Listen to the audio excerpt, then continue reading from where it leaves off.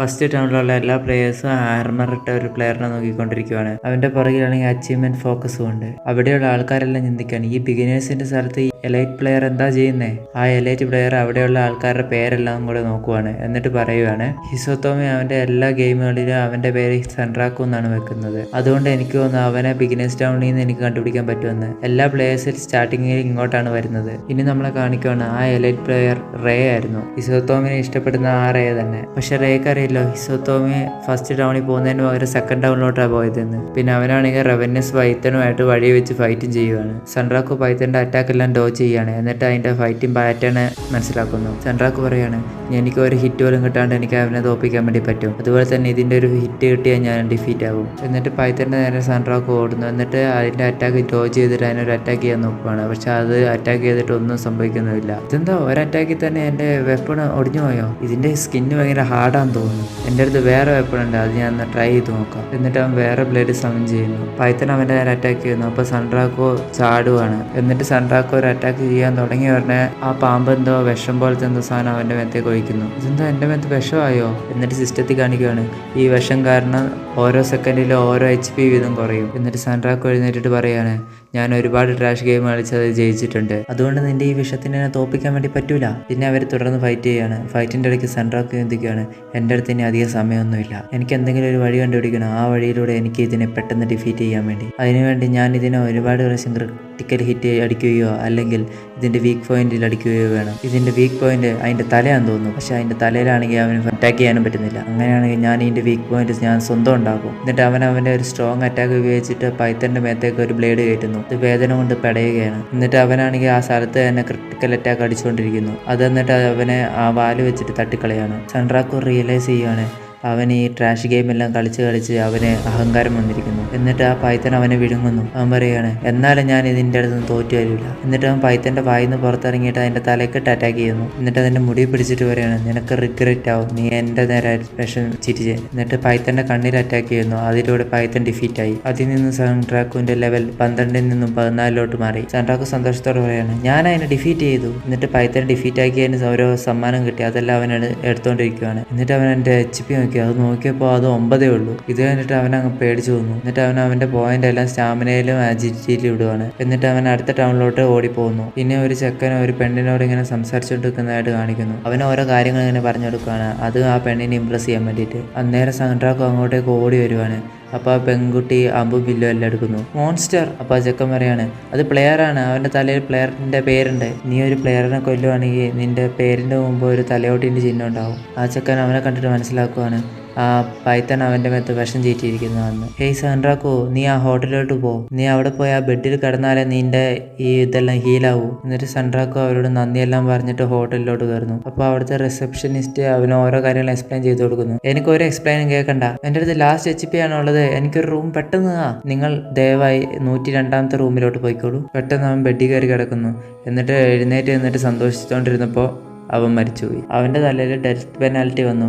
അതിലൂടെ അവന്റെ സ്റ്റാറ്റ്സ് കുറച്ചു നേരത്തേക്ക് കുറഞ്ഞുപോയി. ഹിസോത്തോമി പറയാണ്, ഞാൻ കറക്റ്റ് സമയത്ത് എത്തിയ, പക്ഷേ ഞാൻ ഓരോ HP ഉള്ളതുകൊണ്ട് മരിച്ചും പോയി. എനിക്ക് സന്തോഷമുണ്ട്, കാരണം എൻ്റെ ഒരൈറ്റം എവിടെയും പോയില്ലല്ലോ. SFL ഇതൊരു ഗോഡ് ലെവൽ ഗെയിമാണ്. അടുത്ത സീനിൽ സൺട്രാക്കോ ടൗണിൽ ഇങ്ങനെ നടന്നുകൊണ്ടിരിക്കുകയാണ്. അപ്പോൾ ടൗണിലുള്ള ആൾക്കാരെല്ലാം അവന്റെ ഡ്രസ്സിങ് എല്ലാം കണ്ടിട്ട് അവനോട് ഇങ്ങനെ എന്തൊക്കെയോ പെറുവിറുത്തോണ്ടിരിക്കുകയാണ്. ആൾക്കാരുടെ സംസാരം എല്ലാം കേട്ടിട്ട് സൺട്രാക്കോ തീരുമാനിക്കുകയാണ് അവനൊരു പുതിയ ഡ്രസ്സെല്ലാം മേടിക്കാമെന്ന്. എന്നിട്ട് അവൻ ഷോപ്പിൽ ചെന്നിട്ട് ഏറ്റവും വില കുറഞ്ഞൊരു ആർമർ മേടിക്കുന്നു. പക്ഷെ അതിന് മാസ്ക് ഒരു ഗുണമില്ല. അതുകൊണ്ട് അവൻ ബേർഡ് മാസ്ക് തന്നെ ഇടുവാണ്. എന്നിട്ട് അവൻ വെപ്പൺ ഷോപ്പിലോട്ട് പോവാണ്. അവിടെ ചെന്നപ്പോൾ അവൻ ഒരു വെപ്പണും ഇഷ്ടപ്പെടുന്നില്ല. ഇത് നോക്കിയിട്ട് അവൻ പറയാണ്, വാർപ്പർ ചെപ്പർ ഇതിലും നല്ലതാണ്, ആ ബ്ലേഡ് അവന് ആ മൊയലിനെ ഡിഫീറ്റ് ചെയ്തിട്ട് കിട്ടിയതാണ്. ടോപ്പ് ഓണർ പറയാണ്, വാർപ്പർ ചെപ്പറിനെക്കാട്ടും നല്ലൊരു വെപ്പൺ ഉണ്ടാക്കാൻ എനിക്ക് കഴിയും, പക്ഷെ നീ അതിന് വേണ്ടി മെറ്റീരിയൽ എനിക്ക് കൊണ്ടുതരണം. എന്നിട്ട് സൺട്രാക്കോ ഡാർമൻ ഫെസ്റ്റിൽ പോയിട്ട് 2-ാമത്തെ 3-ാമത്തെ വില്ലേജിലോട്ട് പോകുന്നതിന്റെ നടുക്കത്തെ വഴിയിൽ നിന്ന് മൈനിങ് ചെയ്തിട്ട് കുറച്ച് കല്ലുകൾ എടുത്തിട്ട് ഷോപ്പ് ഓണർക്ക് കൊടുക്കുവാണ്. നീ 3 മണിക്കൂറിനുള്ളിൽ ഇത്രയ്ക്കും മെറ്റീരിയൽ കൊണ്ടുവന്നു. എന്നിട്ട് ഓണർ ഒരു മെറ്റീരിയൽ എടുത്തിട്ട് നോക്കിയിട്ട് പറയാണ്, നിനക്ക് മാർക്ക് ഓഫ് ഫോസിൽ കിട്ടിയോ? എന്നിട്ട് സൺട്രാക്കോനെ ഇതും വെച്ചിട്ട് എന്ത് വെപ്പണാണ് ഉണ്ടാക്കുന്നതെന്ന് കാണിച്ചു കൊടുക്കുവാണ്. ഓ,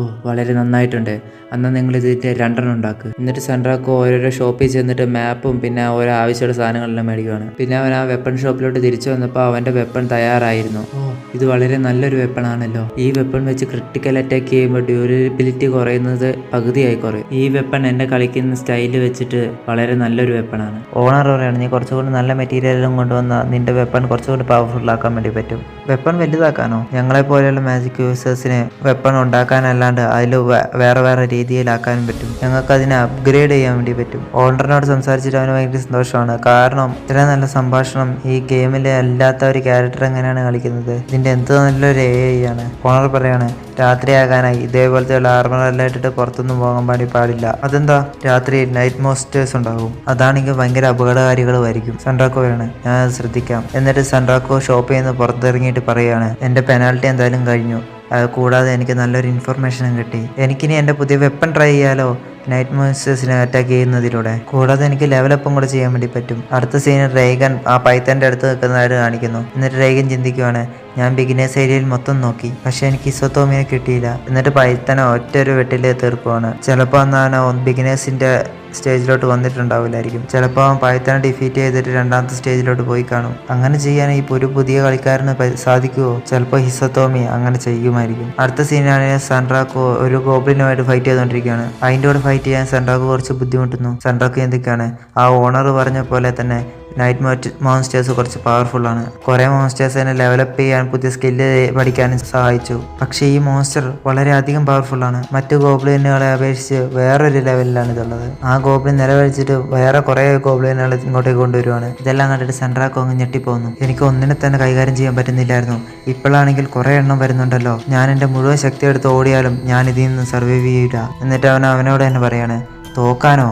ഞാനെന്താ ഇവിടെ തോറ്റു കൊടുക്കൊന്നുമില്ല. എന്നിട്ട് അവൻ ഭയങ്കര ഉന്മേഷത്തോടെ പറയാണ്, നീ ഇതെന്താ ഇതിനെ ആസ്വദിക്കുന്നില്ലേ? എന്നിട്ട് അവൻ എല്ലാ ഗോബ്ലിനുമായിട്ട് ഫൈറ്റ് ചെയ്യാൻ വേണ്ടി റെഡി ആവുകയാണ്. അവൻ ഗോബ്ലിന്റെ അറ്റാക്ക് എല്ലാം ഡോജ് ചെയ്തിട്ട് മുമ്പോട്ട് പോവുകയാണ്. പെട്ടെന്ന് അവിടെ ഒരു ബ്ലാസ്റ്റ് ഉണ്ടാവുന്നു. അപ്പോൾ എല്ലാ ഗോബ്ലിനും നശിച്ചു പോവുകയാണ്. സൺഡ്രാക്കോ ചിന്തിക്കുന്നു, ഞാൻ ഈ ഗെയിമെല്ലാം ഒരു നിസ്സാരമായിട്ട് കരുതിയിരുന്നത്. ഈ ഗെയിമെല്ലാം ഭയങ്കര എളുപ്പമുള്ളതാണെന്ന് ഞാൻ എൻ്റെ മന്നോട് തന്നെ പറഞ്ഞു. ഇന്നത്തെ ദിവസം ഞാൻ ശരിക്കുള്ള ഷക്രിയിലെ ഫ്രണ്ടിയറിനെ ഫേസ് ചെയ്യുവാണ്. പെട്ടെന്ന് സൺഡ്രാക്കോന്റെ മുമ്പിൽ ഒരു വലുതും പവർഫുള്ളുമായ മോൺസ്റ്റർ വരികയാണ്. ഒരു നോട്ടിഫിക്കേഷൻ വരികയാണ്, unique monster like the night slayer. സൺഡ്രാക്കോ പറയാണ്, യുണീക്ക് മോൺസ്റ്റർ? അടുത്ത സീനിൽ നമ്മളൊരു ബിൽഡിങ്ങിൽ നിന്ന് സെർവറിൽ നിന്ന് ഒരു മോണിറ്റർ കാണിക്കുവാണ്. ആ മോണിറ്ററിൽ കാണിക്കുകയാണ് യുണീക്ക് മോൺസ്റ്റർ വരുന്നത് 0 ആണെന്ന് കാണിക്കുന്നു. പ്രോഗ്രസും 0% ആണ്. ഇതിലൂടെ ഈ എപ്പിസോഡ് അവസാനിക്കുന്നു.